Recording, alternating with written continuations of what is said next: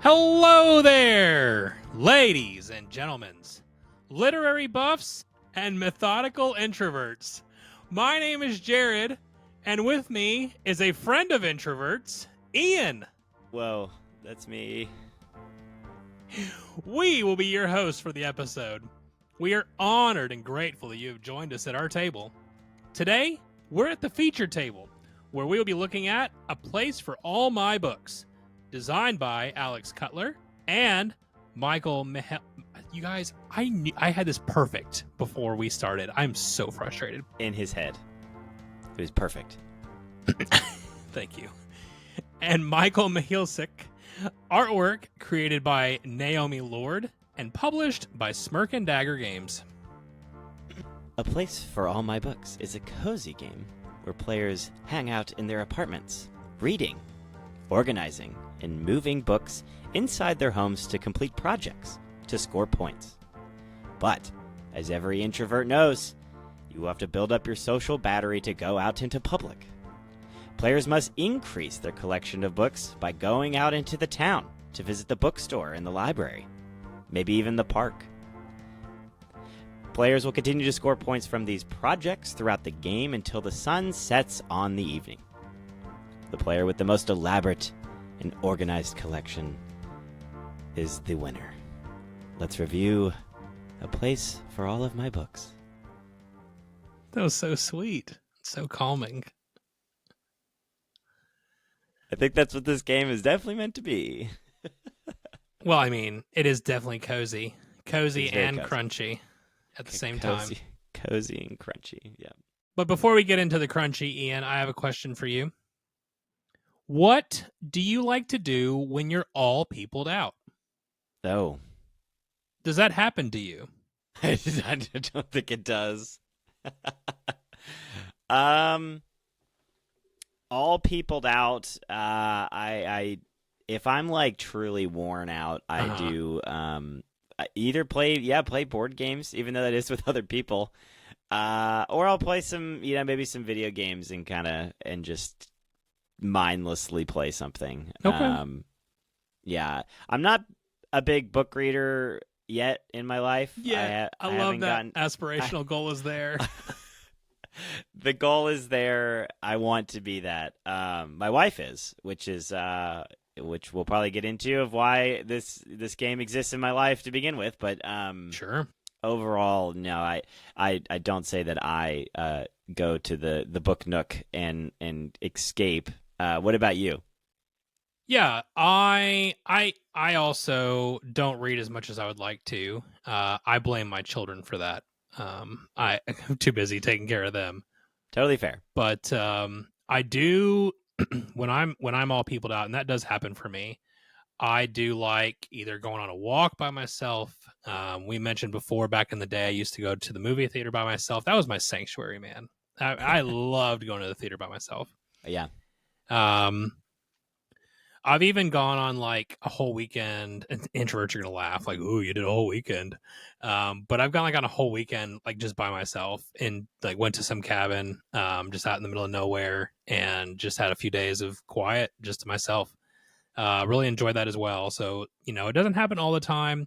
I do kind of sit in that weird space of, I'm like kind of right on the line of an extrovert introvert, but, yeah, sometimes it's needed, man. And so it's good to get away. I do read some books when I get away sometimes. I'm actually more of an audiobook listener than I am a reader. So it's just how I can get it in right now.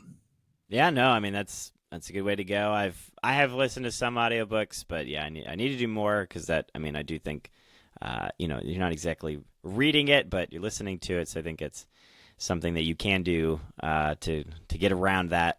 Spending time doing, but I do think, getting away is always nice, and getting out to a cabin in the woods is always a nice, relaxing time. So we'll have to do that soon. Yeah, I think we have something planned actually. So, all right, Ian, tell us how to play this game. Yes, so this is a place for all my books. Yeah. So players will be going throughout the game, collecting points via little project cards, major accomplishment cards, or other neat stuff. Each of these is the main scoring mechanic to score, and you'll be collecting these throughout the game, and then at the end of the game, you'll kind of add them all up and score some points. Now, how do we collect all of these projects and other neat stuff?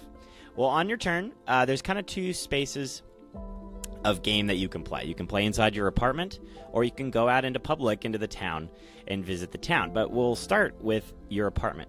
So your apartment has multiple locations, and this is kind of like a one worker placement type of game where you're going to move your little person around your apartment and do specific actions.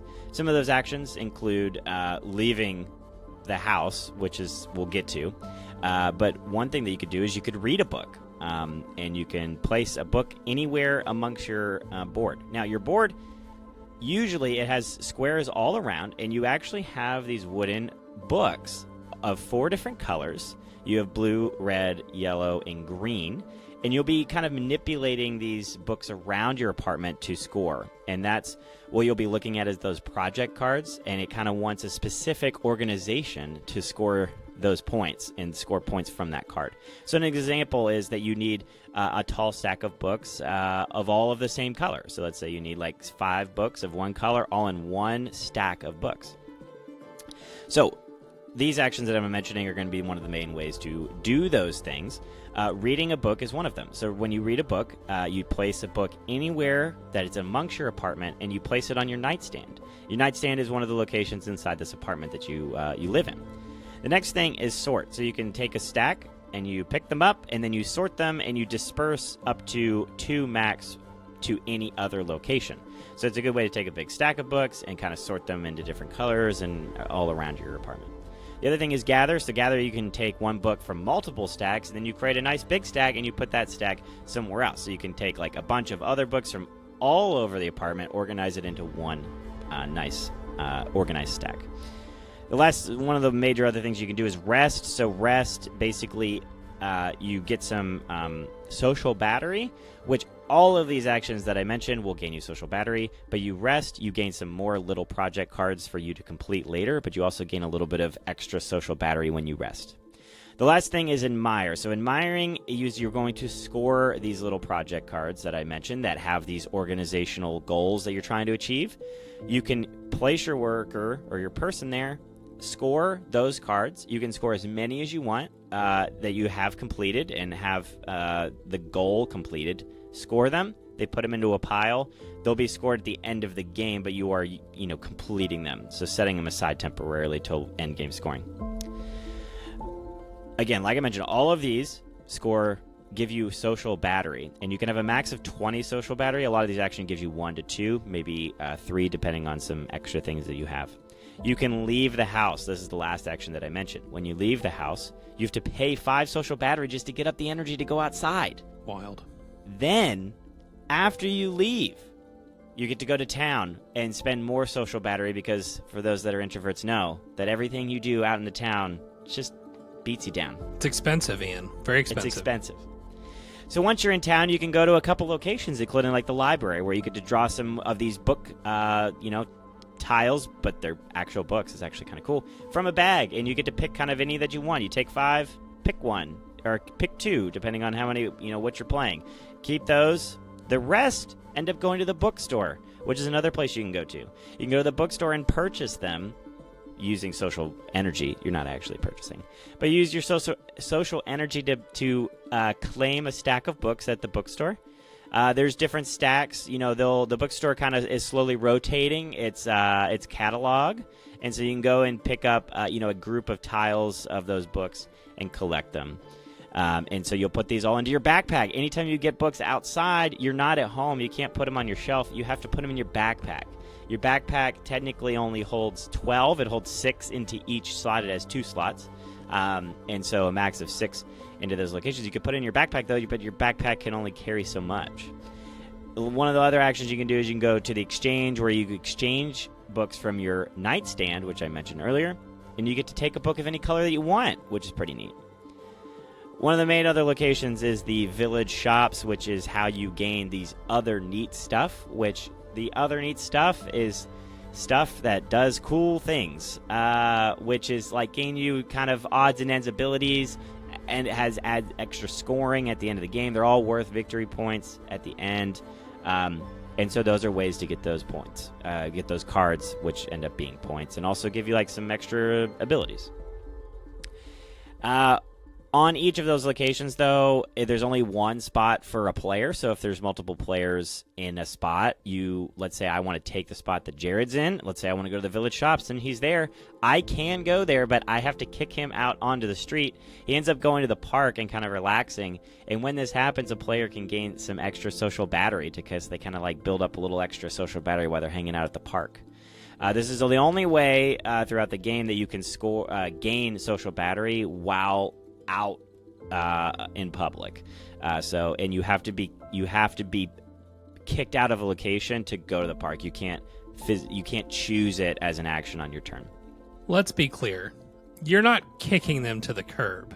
No introvert is going to do that. The store got a little crowded. So the one introvert left when the other introvert accidentally walked in on somebody else being in the store. Basically. And so the other person has to go for a walk because they're overwhelmed. Yeah, that's basically, thematically that's what it is.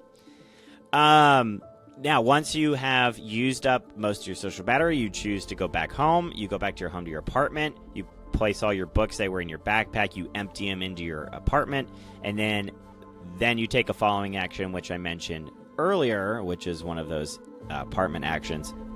You continue the rest of your turn once you leave the town. You take one action at a time. The turns go round and round until the sun goes down. The sun tracker is on the main village board.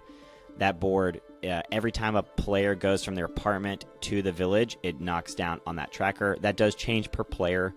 For how many players you have, the tracker does change. But once the sun goes to the last round, you will finish the turn order. Then you play one more final round. After you do that, players will add up all of the points they've had from those little projects. There's also major accomplishments that players will score points from. Those are public, and you score those immediately. They're scored kind of slightly different than the little projects. They're very similar, though, in what you're trying to achieve. You need a large stack of books or the way your books are organized in your apartment. Very similarly, you'll score points on that. You'll score points based off the other neat stuff. You also score points based on how much social battery you have left. For every 4, you'll gain a point. And then you also score 1 point per book that you have in your collection. That includes your backpack. You will add all of these points up. The player at the end of the game that has the most points is crowned the best collector of books. Does an introvert want to be crowned? That's a good point. I don't know. They will be crowned, though. Okay. Metaphorically speaking, of course. In their own apartment, by themselves. In their own apartment. Okay. Very good. Well, there you go. Whew, my social battery spent just listening to you explain that game. I'm just kidding. I tried to make it the least amount of stressful burden possible. Yeah, I mean, you did a good job. It is interesting, though, right? We'll just kind of jump right into it about the combination of cozy and crunchy in this game. It is a very fascinating concept because not only on its surface, but like there is a way to play this game where you're just casually moving books around, going to the town every once in a while, not really doing too much, but like to really get into this game, your brain's working a good bit. You're not just chilling on the lazy boy, with a blanket and a hot chocolate, and like your brain's working. Absolutely. No, this game is there's not a ton of player interaction. There's limited. If I can go and snatch up some books that you were thinking about getting from the bookstore, that's about the only interaction is. And then, obviously, if you get kind of knocked out of your location in the town, you go to the park. That, even though that happens, you're still gaining, energy from it, which is really helpful. So, and then you could always go right back to that location, so it's not a problem. but overall, yeah, it is a thinker. It's an organizational worker placement style game. Definitely the organization goal completion, is really the main ticket here. And so, yeah, you're trying to optimize the amount of turns. Like in a game like this, it's turn optimization. Mm-hmm. And so when you're looking at, how many of those little projects can I complete all in one turn, you're drawing the right ones. You're drawing a couple extra, and because you can have a max of 5. I think you start out with 3. So sometimes I'll like draw some extra at the beginning of the game, trying to figure out like this game plan that I want to try and do with my apartment. And you'll try and like sync them all up and try and score like 3 or 4 of them all at once, because that is the most efficient way to score. And so you're right. You are thinking through these turns, trying to get the right stack of books and organizational things going on inside your apartment, so you're not wasting any turns. And oftentimes I do feel like I do waste turns, though, no matter what. Like that's how a game like this happens. Is that you're always still wasting. It's unless you play an absolutely perfect game. So I think there's always room for growth in this game. I think you can always improve how you play, which I think is really cool, because I think overall this game's pretty chill. It doesn't. Yeah. You just you take your turn. You organize some things. The options are usually pretty clear to you, especially if you have like 2 cards that are pretty similar. You're like, oh, that's easy. I'll just put these books in this way. And so, but oftentimes when you have like a hand of 3 or 4, you're like, okay, how do I make this work? What actions do I need to take in the different orders to really maximize, and how to get to the, that turn where I'm scoring all of them together. And so, anyway, good. Yeah, I think. No, you tell me what you think about that. I overall, I think it's very interesting. It's interesting, right? Because you do want to maximize your turn, but you can also end up tripping yourself trying so hard to maximize it that you end up foregoing other things that you could just be plugging along at a good pace, and you can miss out on that because you're so focused on, I am going to build the optimal turn by doing this and then doing this and then doing this, and you like try to keep up with all that in your head. And like you just described in the how to play, like there's so many different things going on that you can. I did it multiple times where I was like, I started and I was so excited, and then I was like, crap, I didn't actually want to do that yet. I wanted to do this and this first, and I got too excited. I got ahead of myself, and like at least for me, maybe it's just my brain. Maybe other people who read books are better at it, but I don't know. I don't know, man. It's a very interesting tension of how much do I optimize the one turn versus taking what I can get, because there is an aspect of not necessarily only turn optimization, because it's also you're on a clock, and another player could choose to play less optimally and rush the game, which is ironic for the theme, but from a mechanic standpoint could rush the game. Speed read. And you don't ever get a chance to optimize to the ability that you wanted to because they're rushing the game. Yeah, I've not seen anybody do that yet in this game. I think it would be an interesting strategy. Yeah, I don't know. I don't know how that would pan out.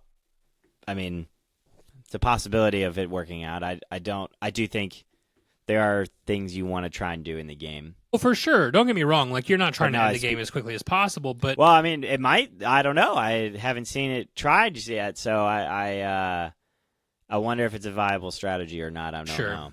But I do think it's something where you don't know the clock. You don't know how fast someone else is going to go back to town and move that sundial and cause you to have less turns than you think you have.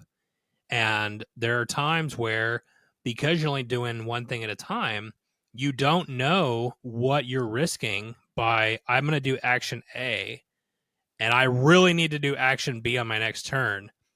But with everybody else going, who knows what they decide to do? Like, there's a lot of options. And so that clock is constantly unknown for a good portion of the game, which I really enjoy that. Yeah, no, and even though, like, you can watch that tracker going down, like, really, you're counting down to the second to last one. Sure. Yep. Because, like, if somebody hits up the town to knock it down to the one away, you kind of get screwed in the end because, and that's happened to me 2 times actually in the games that I played, is that I was trying to get to town kind of before that last wave, and it ended up like somebody got it down to 1 away. And the reason that matters is that when it's 1 away, when you go, you trigger the end game in a way, is that you finish the rest of the round, and then everybody gets 1 more turn. And oftentimes, you need like 3 turns and you're only gonna get in 2. the town to really make use of it. So I'm only getting 2, and so it's just not efficient enough. And so you really try to beat that. And that happened in both my games, and I ended up just either not going to town, or I did go to town and buy just a bunch of books. In one of the other games, I just didn't go to town, and I got a bunch of other little projects and kind of called it a day. So kind of just depends on the situation, but it is an interesting. It is a clock that you're like, you don't really know when it's gonna end. And it goes faster than you think it will a lot of times. And it does. You know, It you're like, oh, I'm just doing my own thing. But that kind of that brings me to another point that I want to discuss. I really love the fact that this game has 2 arenas. It has the arena of your own apartment, where you're really just doing your own thing. Nobody can mess with you there. You're in your safe space, and you can make it look like you want it to. But the longer you spend there, the less potential you have to get what you need out in town. And I remember when you first taught me this game, like we got through the first half of teaching me the apartment, and I'd almost forgotten there was this middle section. I was like, well, I'm good. Like, we can do this game now. Yeah, we're good. I got it. Like, good. I got it. Organizing. I'll organize it. Got it. Perfect. I can do it. Perfect. So then when you add the town and all the things going on there, it's lots of opportunity for lots of different things, for sure. Yeah, so as I look at this game, the floor plan is kind of small. Like, it doesn't take up a big footprint. Sure. There are some boards and cards, and then all the books go in a bag. So and then they stay on your board. So not taking up a large footprint. The art fits like super, super well. It's so good. Yeah, I mean, overall, I think it's a really nice look. I think the boards fit with the rest of the overall vibe. It doesn't feel out of place. And I will mention this, is that the organizing on your board is really cool. Like the goals that they have, those little projects. As an example, like some of my favorites are like, have 2. So one that I remember doing is like 2 stacks of books that had 2 different colors in it, but only 2 colors. So you'd have to have 2 greens and 2 yellows in a stack, and 2 greens and 2 yellows in another stack, and they had to be equal, and like stuff like that. Or like in the 4 corners of your apartment, there had to be yellow books, or all of your central spaces, or all of your bedroom had to be full of so many blue books. Like, when you start adding all the different cards and all the different types of these, it's just so fun. Like, you're trying to okay, that's cool. All right, now I'm going to take this action and move some other books around. It just feels like you're like organizing your books. Sure. It does feel like you're doing that very much.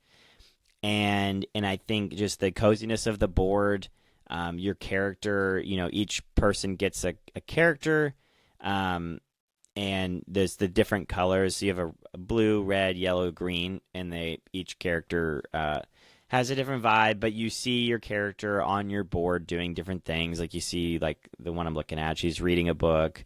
One of them, she's got like a pile of books. She's like sorting. It looks like she's sorting. Or she has like her, she has a little coffee mug. She's sipping her tea or something for rest. And so, like, I just think they really knocked you out of the park with the theme here of not obviously the game itself theme, but like adding things to really bring that like coziness and just overall, that coffee shop, like, relaxing at your house with a cup of tea, reading a book. Like, that vibe is here all amongst the game, not just like in just talking about the game, but also looking at it. And Sure. I think that's It's a really neat, and I think that's a good way to approach a theme in a game, and I think that's important to,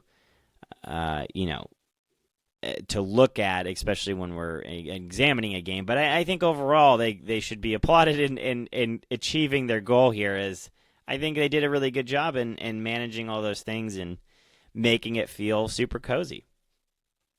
Yeah. I would say too, like even on the retail level, not the deluxe version, it's beautifully produced. Like all the wooden tokens for the books, and you mentioned the art. The artwork is incredible, but playing the game, you wouldn't know it was not a deluxe edition when you're looking at the base game, and then obviously the deluxe is even better on top of that. But I just really like the commitment to creating this high quality experience. And I think too, like, it is interesting, right? Because you think at first you're going to be talking about books, but books are it's almost a game about being an introvert or organizing your stuff, because it is. You're not ever really interacting with the books. The books are they're just pieces. Like, they could be anything. They could. Yeah. I thought that was very interesting. I will say, and I know, like, I get why they did it because of the point I just made of it's not really about the books. But I feel like, and I was thinking about this a lot because I did notice it, but I didn't think it was that big of a deal until Anna brought it up. So we're not easy for you to say. Easy now. No, Anna brought up, she's like, I just didn't like that they were red books and they were blue books and they were yellow books and green books, and why couldn't they be genres of books? And I was like, no, that's a good point. Because, I kind of feel like we're at a stage in board gaming where games are expected to look nice. And so I think, why are we not also expecting the theme to spill over in multiple areas? And it could have been just as easy to say that red books are young adult novels or romance novels or whatever, And that way it adds a little bit more, because I feel like when you start simplifying, and it's a trade-off, right? Because then it's like, oh, I have to keep up with what this color means, but sure, you're also staying in the immersion. And I think the value of this game is the immersion of it. I mean, it's a good game, don't get me wrong, I really enjoyed it, but it's the immersion of doing this really cozy thing. This, like, we're gonna play a board game, but we're also going to take time to rest and relax that we don't do enough in real life, I feel like. Sure. No, it's a good point, and I know we had that conversation after the game as well. Is there a way to house rule an opportunity to change the colors of the books? Yes, you could do that, but all of the cards do say the colors. So, like you're saying, I think there's a missed opportunity potentially to name them. And I would actually I would be curious of what the designer said, because I do think that had to have been a conversation at some point. You're like, hey, what if we just made, and they decided is like, it's just easier if we say, hey, these are red books, blue books, and green books, and yellow books. Keep it simple, because it's not about the books then, at the end of the day. And then exactly. So, I mean, I think that part of the theme you could definitely make for yourself, but it would have been, if you're going to do it that way, it would have been nice for all the cards to also say it. So yeah, I don't know. Maybe it's a thought. Maybe it's an addition at some point. I don't know, but I doubt it. Yeah, but that's okay. Overall, yeah. I mean, that's getting nitpicky in a way. Is that we do. And we were talking about another game. I think that's really what brought it up. We were talking about another game that was also about collecting books. Mm-hmm. And that one did have like 7 different genres of books inside, and it was also about organizing the genres amongst your shelf. This is more like you just have stacks of books. You're kind of like just organizing inside your apartment and not necessarily on a shelf, though. And there's only 4, so the colors does make sense in a way. Yeah, no, it does. I understand it. Yeah. I understand the choice. I think simplicity was key here, but also it would have been the immersion factor would have been pretty cool to have that feature. No, but overall, I think, like we said, those cards, and then we didn't really get to the other neat stuff. Do you have any points on the other neat stuff? I think it's fun. It's a struggle, right? When you look at a thick deck like they have for There's a all the lot. other neat stuff. And There's a lot. one of the things in the other neat stuff is collecting sets of a very specific thing. And then you also add in the factor that it's going to end soon. Like, you don't know how long of a game you have.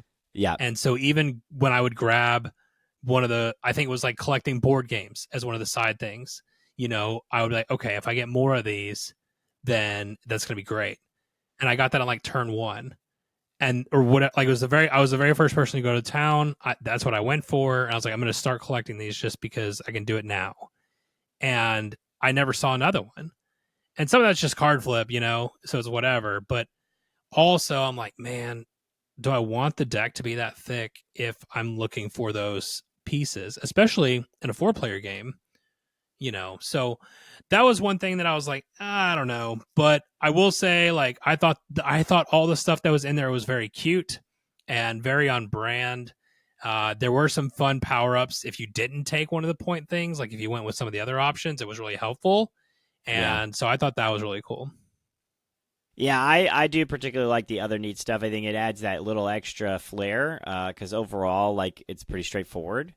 You know, you go collect books, bring them back to your apartment. But now, there's something else I can spend my energy on, which is to collect this other neat stuff, which is really just straight points and then an ability. It doesn't have any. It doesn't give you any books. It oftentimes doesn't let you do anything specific. They do have some cool abilities where there's like there's book ends that you can find in this stack. There's other just random things. There was a lot. It's a big deck. No, there is, and I do agree in a way. I think those ones that you're collecting, the amount of them is just how many more points you get. I don't know. I it's like a double-edged sword because you don't want there to be so many that everybody can just get a bunch of them. So you want it to be kind of random. But you're taking a chance. Like, that's what it is. But yeah, and we did play. I will say we did play with one set that was a Kickstarter exclusive. So those sets aren't in the normal. So you could leave those out. You wouldn't even and notice. So that would have only been one. Really, it would just be because there's board games inside that deck. That would be the only one that's like that. And so it would be the most rare, but also that would kind of limit it and give you more of all of the other types. So, but there were other things to collect as well. It's not like, you know, there was multiple types of things you could collect. So you're not really missing anything from the game perspective by not having that. Sure, absolutely. Yeah, so I mean, in the end, I guess you could remove those if you didn't like that type of card, and kind of just stick with the other things because there's plenty of them. So yeah, yeah. So overall, like, I think all of these combinations here, again, this game plays pretty quick. I mean, I guess in a 4-player game, would it took us like maybe an hour and a half at the most? Yeah, and that was with the teach. Yeah, so I think, especially in a 2-player game, you could knock this out in like 20, 30 minutes. And yeah, in a 4-player game that knows what they're doing, about an hour, you know, if you're taking your time with it, trying to optimize a little bit. I feel like the 2-player game is very solitaire. I mean, it's a pretty solitaire game already. Yeah. But there's just, even in a 4-player game, I felt like there was a decent amount of room in town where I wasn't really interacting with anybody. And 2-player just really opens that up. And so it's a little bit of a different game, but I don't know that I have an issue with it. You just got to be aware, like, that's what you're signing up for. It's not a game where there's hardly any interact. There's almost none. Yeah, when you play with 1 to 3 players, you flip the city board over, and it only has 1 bookstore spot. Sure. Instead of 2, so...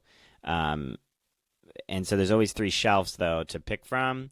So I actually think at a 3-player game, I think that obviously the board gets a little tighter. I could see a little bit more interaction. But in a 2-player game, yeah. Oh, and this game does go, it's 1 to 4. There is a solitaire version that you play against a bot.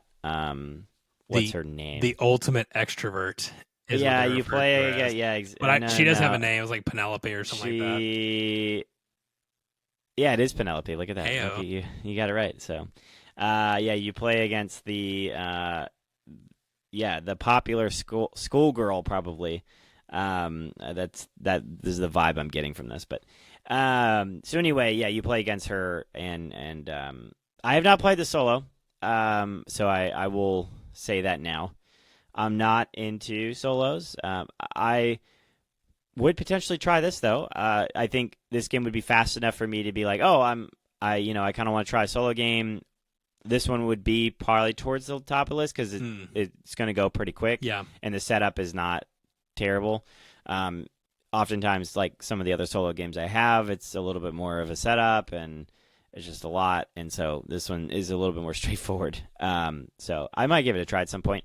But overall, I think, this is going to have a retail version. This was a Kickstarter early this year. And so it's in Barnes & Noble. It's already the Barnes & Noble Game of the Year. Yeah, so like this is the normal box. So that's what you're going to be looking for. But the Kickstarter, I guess, did have this nice, pretty green, very fancy, with the fancy thing, and the books themselves had a little bit of foil on them. And there was like a couple little things, but the foil on the books, I ain't gonna lie, that is pretty cool. And then all of your individual player pieces and all that are wooden with the Kickstarter.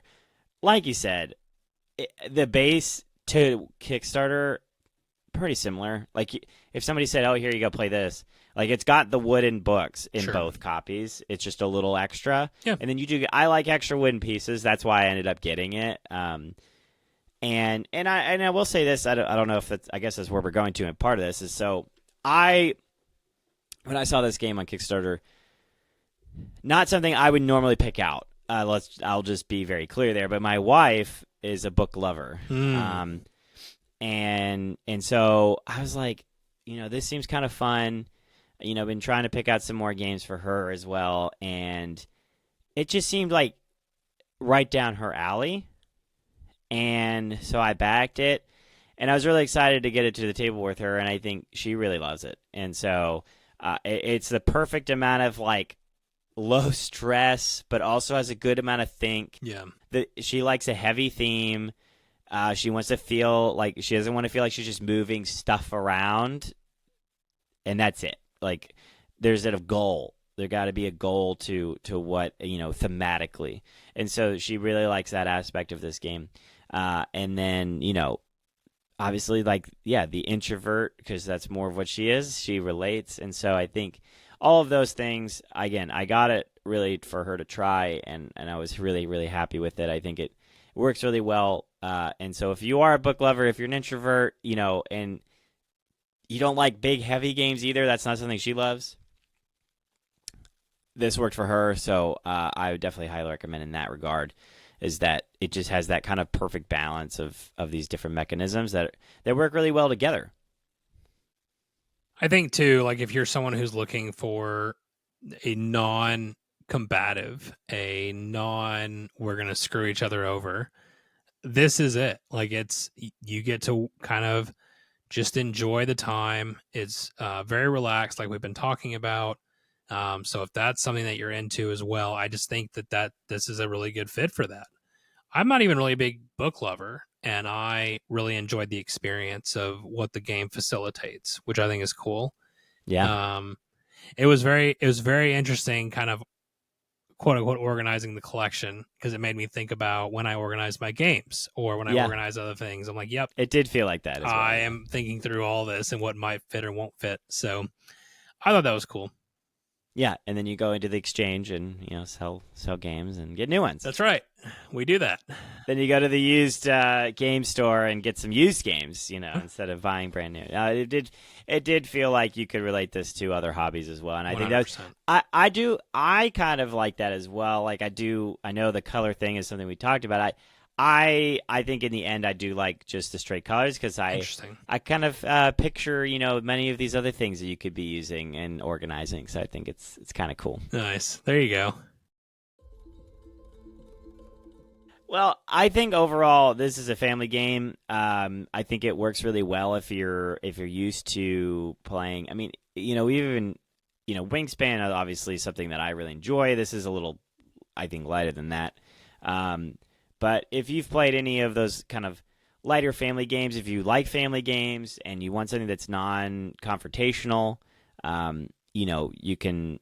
It kind of introduces you to worker placement. If you've not really played worker placement before, you're like, oh, I've heard that term, or I'm telling you for the first time, worker placement is a gaming term that are in many, many games. And this is a really, really good introduction to that mechanism. I think there's not anything overly complicated within that mechanism in this game.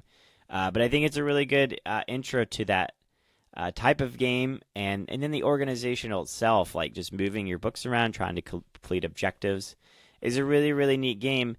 And I think overall that's going to work more well like a family light game. And again, it's not stressful. And if you're into really heavy, complicated, I want to beat my opponent down, that's not what this is. So I guess stay away, or take a chill pill, and go hang out with your books, I guess. Maybe if that's what you're into as well. So I do think like that for me is the question.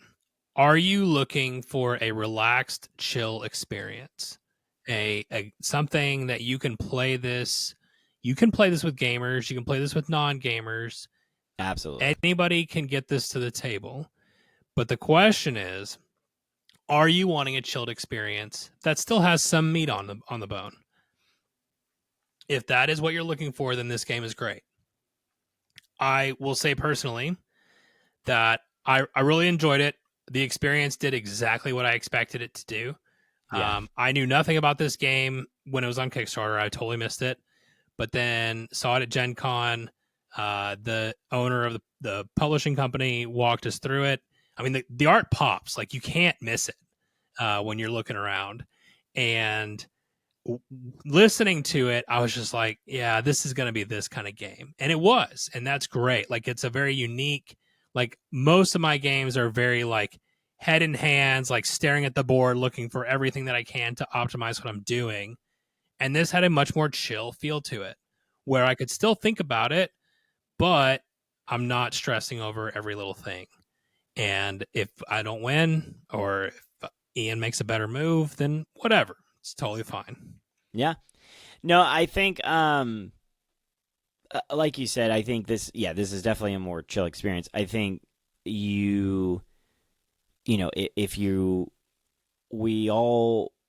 I'm sorry, I'm lost for thought, but what I'm trying to say is that we are looking for games I'm looking for games that are like this, that I enjoy, my wife enjoys, and so it's a nice breath of fresh air for me to find a game that works in that type of game. I don't always get that. I do feel like sometimes in a game like this, it can be kind of mindless. You're not using your brain. You're just kind of like, let's do this. I don't really care. I was caring when I played this game. Like, absolutely. I was intentionally trying to maneuver stuff around so that this game is not mindless. And so you are intentional, even though it is super chill. Like, I didn't really, like, in the end, I was like, this is, like, it is what it is. I just moved some books around, but it is not mindless. There is some thought going into your turns, and I think that's what kind of makes this game step above for me. Sure. Is that it's not, like, I've played games like this, and they are chill. That's really good, but I kind of just, like, was mindlessly playing, not caring in any regard. That is not the case in this game. I did feel like, I was trying to complete the objectives, and it was really fun to do so. And also, I liked the other neat stuff. That's one of my favorite aspects of the game. I've won the game based off collecting a bunch of that and getting a bunch of points that way. So I love that there's kind of these multi ways to score. It's not just like, complete all the little projects. Like, I've seen people score by having a ton of books. They just literally kept going to the store, getting more books. They completed way less of the projects than I did, but they still won just because of the amount of books. And then I've won the other way. I've gotten a bunch of other little stuff. There's so many opportunities here to kind of focus your attention on and all those things. And I kind of want to compare it, I guess, in a way, Jared. How do you feel about this? Is like we talked about one of our earlier reviews was Let's Go to Japan. That game was in a way like you got some cards, you pick one, Like, yeah, that has a little bit more thinking it is because you're trying to really organize. Sure. But same thing, you're kind of organizing your trip.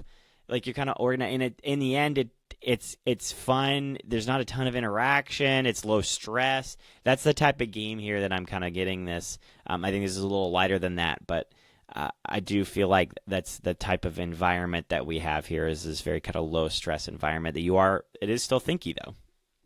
I think that's a fair comparison. Yeah, and I will say this, and I think Ian, I'm curious what you think of this take. Because I think the thing with this game specifically, if you're not looking for that cozy atmosphere like we were talking about, I think the game's just okay. Like I would play Let's Go to Japan 10 out of 10 times versus this game if all I'm looking for is one of these kind of organize your stuff games. Sure. That's just me. Like that, I don't think that's everybody, but because I think for some people the books is going to grab them in. For some people it's the introvertedness of trying to think through that, whatever it may be, you know. But for me, that's what I mean by when I say if you want that cozy experience, because that's what this game offers you. And I agree with you that you want the hobby to have games like this, because this is an excellent gateway into multiple different mechanics in the hobby. Yeah. And it's so accessible from a theme perspective to so many people. So I mean, with that, I say well done to Smirk Dagger. Yeah, this is a good design, and I guess to answer that, I think I agree that this is if in a way that if it were just the game, maybe. Yeah. I do think the theme is definitely helpful in that regard. What I will say is that for my wife, she likes Let's Go to Japan. That I love Let's Go to Japan. And I do obviously, too. if you listen to this podcast, you know. Yeah, we know. Yeah, we've shown because that is a little bit more thinky. You are, really trying to trigger a lot of different things within that game. And my wife likes it, but this one I know she likes more because it's kind of that step below of what that is. And I think there are a lot of gamers in that area that really do enjoy playing games. They like that competitive environment, as in you're just playing a game together, trying to, somebody's got to win. And she is competitive, but she doesn't want to be in this ultra competitive game where every thought has to be competing with somebody else. Sure. And so I think this is a perfect game for that type of person. That is, if you're you want to play games with people, but you don't want it to be super conflicting, but also you don't want to burn your brain out trying to think about all these different things going on a board. I think this is a really, really good game for somebody that like that, and that person's my wife. So I so you're gonna keep it. I have to keep it, but no, I do. I enjoy this game. Yeah, it's really good. I do enjoy this game, but I think that's that target audience, and I think that's needed, and I think it really fits. Is that it's kind of that lower weight, but because there are other games that do kind of the same thing, but times 3. But I think this sits in a really good spot for somebody like that you want a little bit less stress in a game like that. For sure. All right, man. Any other final thoughts before we call it a day? I mean, we mentioned the art, but I want to mention it again. It's so good. It feels so at home. It's just so at homey. And I love the little book.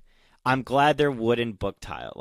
I guess I want to say tiles. I mean, I guess they're tiles, but I they're feel like wooden books. They're tokens. The tokens. Yeah, wooden book tokens. And then obviously the Kickstarter ones have the different foil and they have different shapes of the book front. I think it's so cool. And then, when you stack them up on your board, I think it just looks like you're stacking books. So overall, knocked it out of the park as far as theme for me, especially when you're looking at your board. I think it's cool. Yep, for sure. Awesome, dude. Well, thank you all for listening, and we'd love to get your feedback. even if you're an introvert, there's a whole internet between you and us, and so there's lots of ways that you can reach out and tell us how you feel about it. And we would love to hear from you. Links to our socials are in the description. If you don't like socials, I get it. Check out our website at The Game Table Podcast, shoot us an email at thegametablepodcast@gmail.com, or find us on BoardGameGeek. 5-star reviews, subscribing to your podcast player of choice, following us on socials, and joining the conversation on Discord. All these heroic actions are immensely helpful in growing this podcast. You should also like and subscribe. Easy for you to say, Ian. You should also like and subscribe because, we're getting on YouTube and we need people to find us. So That's right. Do the thing. Do it. Special thanks to Ashley McCaffrey for our cover art, to Anna Snyder who made the intro and outro music, and to Aleksey Chistilin for the How to Play background music. Join us next week as we have 2 episodes. Whoa. Yes. We have a celebration of listeners on Monday and a 2-top episode on Wednesday. Wow. But in the meantime, may your dice rolls and your card draws be blessed, and your experiences at the table be ones to remember forever. And now I'm going to go organize my games based on colors. Great. And then I'm going to go to the game store. Nope. It's like 9:42 at night. The game store's closed. I'll find one. Okay. No, actually, I need to rest. It's okay. It's right. You got to build up your social battery. Yeah. Okay. All right. That's what I'll do.